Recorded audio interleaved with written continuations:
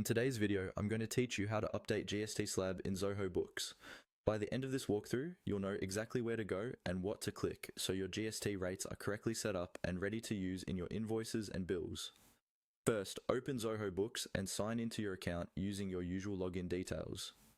Once you're on the main dashboard, take a moment to let everything load. This is the home screen where you normally see your financial overview, but for now we're going to move straight into the settings area to manage your taxes.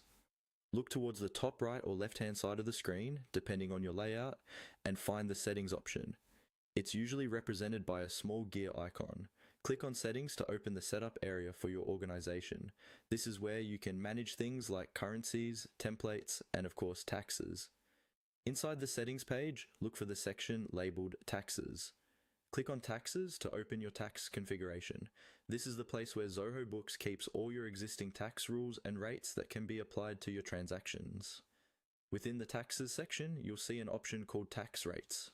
Click on Tax Rates. This brings up a list of all the tax rates that are currently active or set up for your organization. Here, you can review what's already in place and make sure you're not duplicating anything unnecessarily. To create a new GST slab, look for the button that says New Tax. It's usually located near the top of the page.